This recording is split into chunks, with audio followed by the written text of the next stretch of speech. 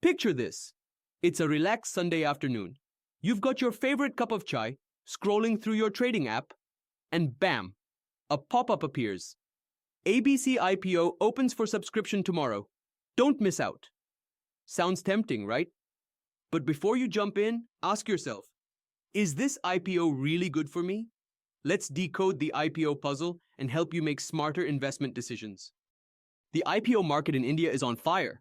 In 2024 alone, companies raised a jaw-dropping rupees 1.6 lakh crore, up from around rupees 49,000 crore the year before. It's easy to get swept away in this euphoria. But seasoned investors know, not every IPO is a golden goose. Listing gains don't always mean long-term value. Some IPOs come with grades from rating agencies like CRISIL or ICRA, scored from 1 to 5 based on fundamentals. Sounds helpful, right? But wait, they're often outdated by the time the IPO hits the market. Plus, grading is totally optional. Many companies skip it altogether. So, what should you rely on instead? Your own smart scoring system. Introducing the IPO scoring game. This simple, smart system lets you rate any IPO using 5 key factors. Score each one from 1 to 5 for a total out of 25. It's like creating your own IPO report card based on business logic, not just social media hype. First up, business model and industry placement. Ask, is this company doing something new? Is it solving a real growing problem? Is it in a hot sector like EVs, clean tech, fintech, or SaaS? These areas usually score high. Traditional sectors, on the other hand, need something exceptional to stand out. Next, financial health and profitability. Look at the past 3 years. Is revenue growing? Are profits stable or improving? Are margins going up or down? Is the debt-to-equity ratio under 1? Also, watch for strong EBITDA. Factor 3. Management and governance. Who's steering the ship?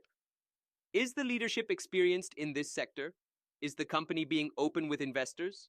Warning signs include sudden resignations, auditors quitting, or lack of independent directors. If this is the case, then be cautious. Now let's talk money, valuation and pricing. Is the IPO priced reasonably compared to its peers, or is it riding a hype wave? Check its PE ratio and how it stacks up in the sector. High valuation without strong numbers? That's a red flag. And finally, utilization of IPO proceeds. What will they do with your money? Will it help grow the business, like building plants or investing in R&D? Or is it just a chance for promoters to cash out? Purpose matters. Now, let us take an example to better understand the scoring game. Ather Energy, one of India's most promising electric vehicle startups. Their IPO size was rupees 2,981 crore, with a valuation of rupees 11,600 crore.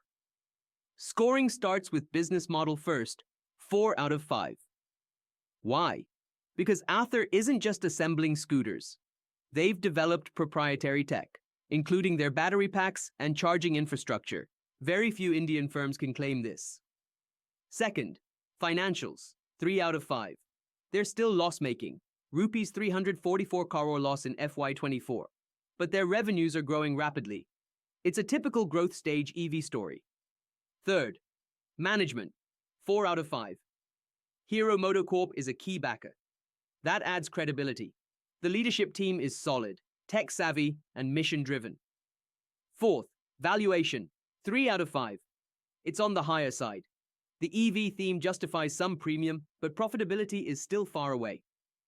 Fifth, use of proceeds, 4 out of 5. Most funds raised from the IPO is being put back into R&D, factory expansion, and increased retail footprint. That's a great sign. Final score, 18 out of 25. If you believe in India's EV future, this could be a long-term winner. The higher the score, the better.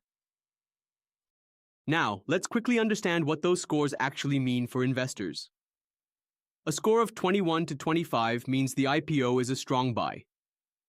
The business has solid fundamentals, competent management, attractive use of funds, and valuation that makes sense. These are rare and usually worth serious consideration. Scores between 16 and 20 signal worth closer scrutiny. The company shows promise but may have some concerns. be it in valuation, financials, or execution risk. Dive deeper before investing.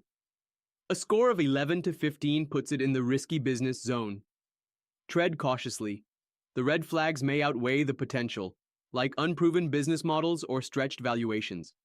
And if it scores 10 or below, it's best to steer away.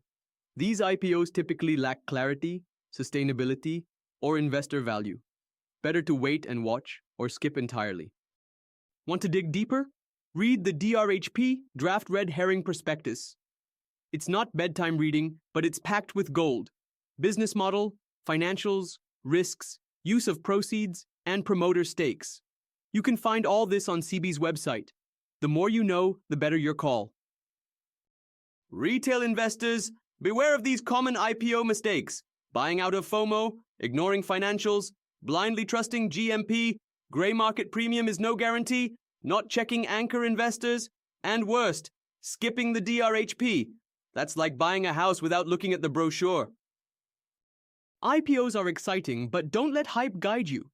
A great IPO isn't just about listing pop. It's about long-term value. Play the IPO scoring game, sharpen your analysis, and you'll become a smarter investor with every offer you evaluate. Ready to invest in an IPO? The first step is opening a trading and DMAT account. To be IPO ready, click the link in the description below. Happy IPO investing!